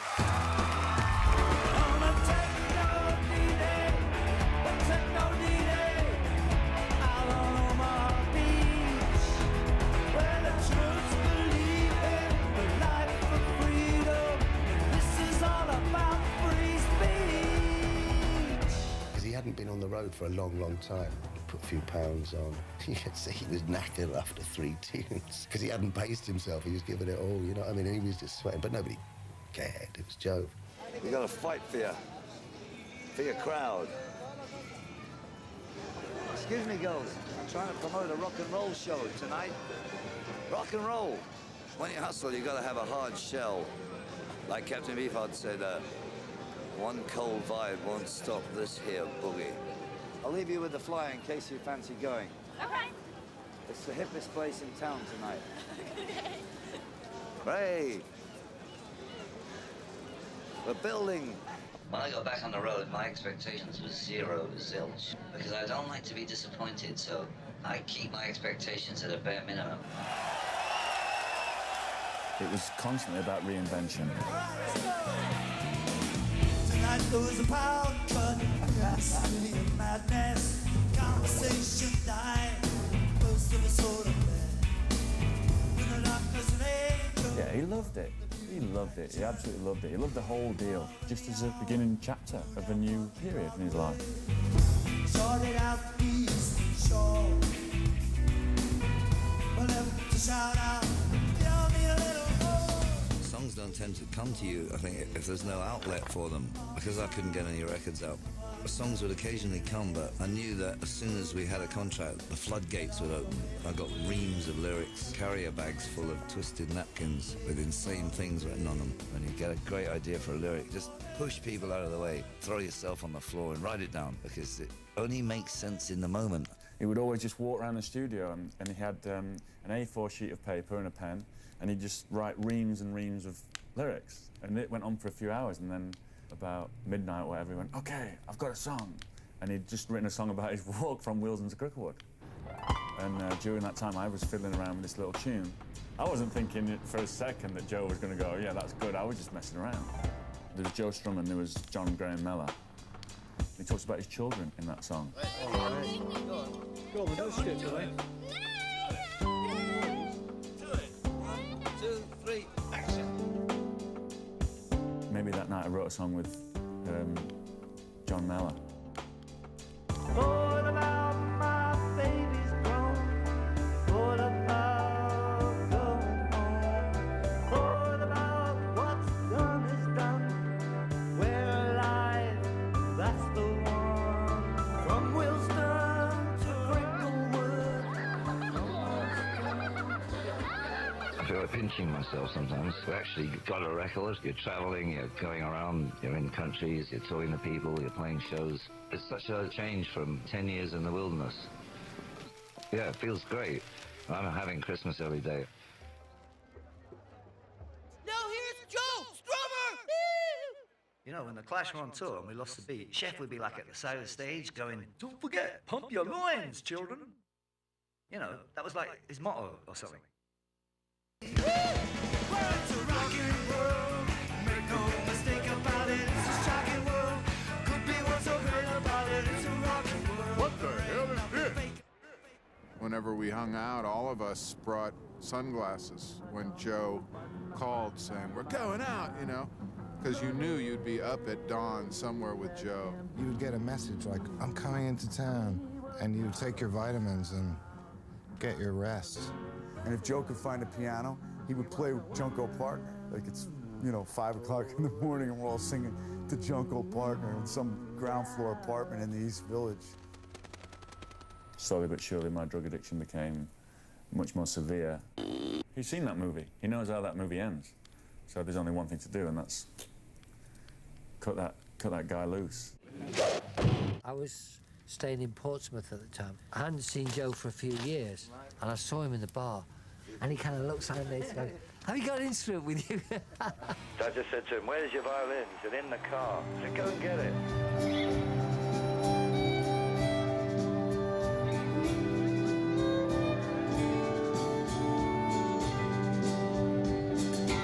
And then we did like every gig after that. Which part of life do we find the truth? Is it the beginning, the middle, or the end? Or is it all quasi-truth? I approach everything in my life with a punk rock attitude. In fact, punk rock means exemplary manners to your fellow human being. I have a record program on the World Service. I just play records for half an hour. When I asked how many people are listening to the slot, they flicked through a book. They said 40 million. I said, "Are you kidding me?" And he said, "No, 40 million. Just brings the idea of the globe sharply into focus." Maybe that opened my eyes to hearing things that aren't in the complete Western music groove. I've always kept that going, finding strange records and trying to learn from them. So it's not to keep it too narrow, because if you keep it very narrow, it's going to kill the life in the music.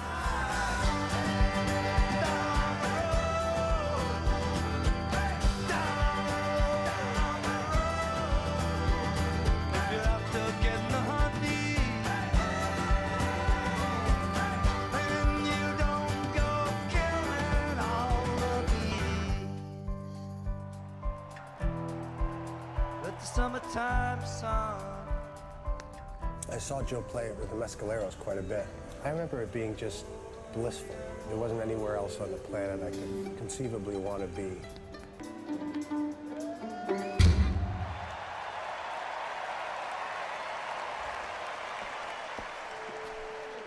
Tokyo, typhoon coming in the city of sand.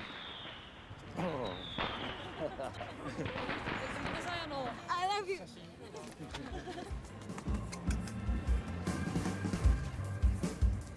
I think he knew he had something else to do, and he hadn't found it. And then with the Mescaleros, he found what he wanted to do again. I think it was as important to him as the Clash.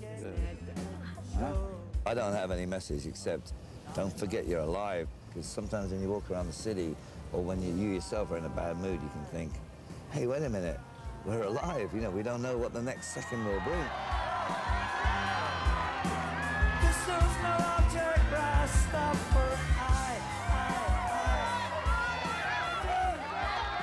We all thought it might be we'd play at the Rock and Roll Hall of Fame or something, you know, we get back together. But it wasn't to be that, it was something more appropriate in a way. The 2002 strike, we felt we deserved more money. We didn't think we was being greedy, we was actually going for the average wage of that particular sector. We wasn't seeming to get our message across. Joe realised that there was more to our cause than what the papers and the government were saying. For Joe to come out and do such a gig for us was a great morale booster. I didn't really intend to play. Joe and I had never discussed it beforehand, and we didn't pre-arrange anything. It was just I felt completely compelled. I said, hold me coat, I'm going up.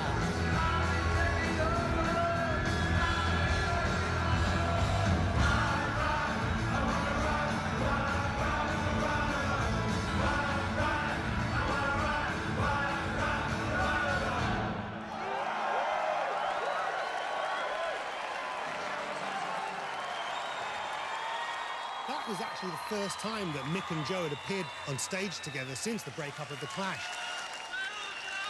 It was just kind of cool because they did it for the firemen and not because somebody paid them £2 million. And that's the end of the first series of Joe Strummer's London Calling. And if you want a second series, please write in. In fact, I'm not even going to wait for you to write in. I'm going to kick off the second series right now. Let it roll with Nina Simone.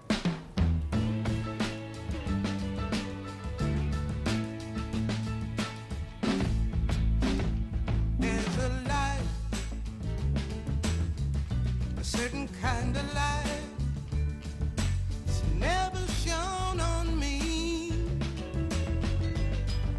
I want my whole life to be. He did this incredible Christmas card.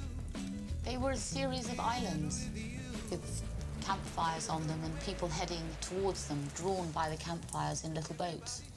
And it was his vision of heaven, I think, this place where people joined and were together. It was all done very last minute, as always.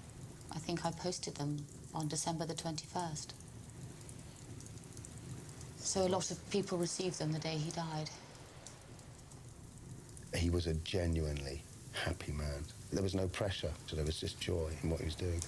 He just went like that, on the sofa, reading The Observer, I think. He died of a congenital heart defect, which we were all totally unaware that he had. It could have struck him down at any time. None of those things can really last forever, and I think in a way, it's kind of greedy of people to expect it to last forever, because that's people like, that's their fire burning at extra strength for us, you know? And that's kind of a lot to ask of people, to burn like that. Tens of thousands of emails that came in were saying, Joe, thank you. You changed the way that I thought and felt about life. His mythology is cast in reinforced concrete. And it's probably helping to hold up the Trellick Tower right now. You know, when you and I carried him into that chapel, it felt like you put a bit of weight on. I think that strat must have been in there. He doesn't. It's like Hemingway said about powers. There's never any end to it, and it's the same with Joe.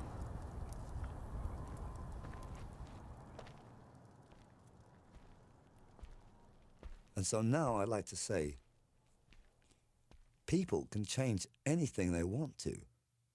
And that means everything in the world. People are running about following their little tracks. I am one of them. But we've all got to stop just following our own little mouse trail. People can do anything. This is something that I'm beginning to learn. People are out there doing bad things to each other. It's because they're being dehumanized. It's time to take the humanity back into the center of the ring and follow that for a time. Greed, it ain't going anywhere. They should have that in a big billboard across Times Square. Without people, you're nothing. That's my spiel.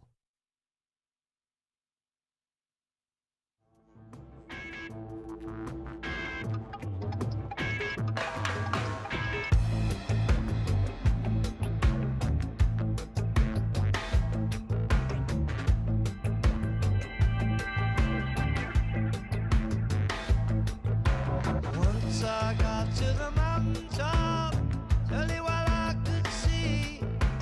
Prairie full of souls running from the priests of iniquity. Where the hell was Elijah? And what do you do? The prophecy came was through.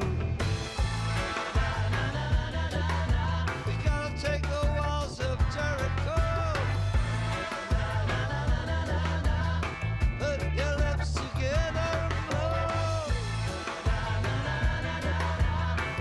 to the very top. Say the truth, crystallize it like jewels in the rock. In the rock, get down, Moses. Falling out of the sea, carving on the tablet of LSD. Get down, Moses. I'm in Tennessee. Get down, Moses. Down in the street, blood is rushing down on the gravel to a beat. Get down, Moses. Down in the pit.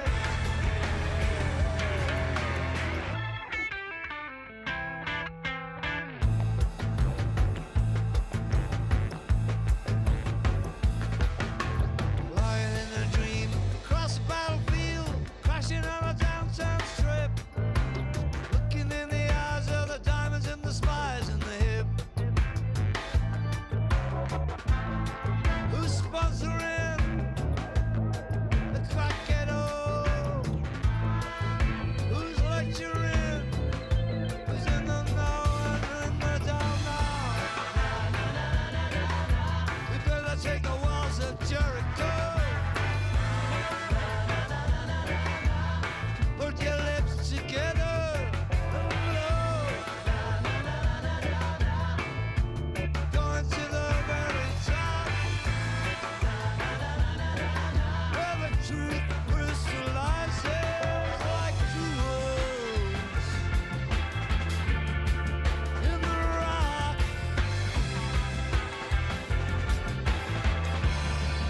In the rock. From the eagle's ivory, you gotta make a new friend out of old enemies. Back in Tennessee. Down with the dread, got a lot of reasoning in a dread head. Down in the street.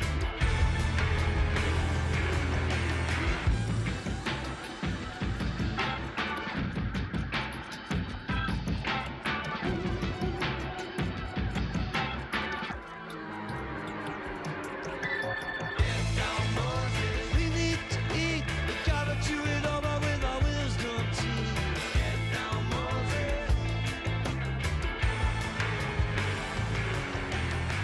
Chuffing.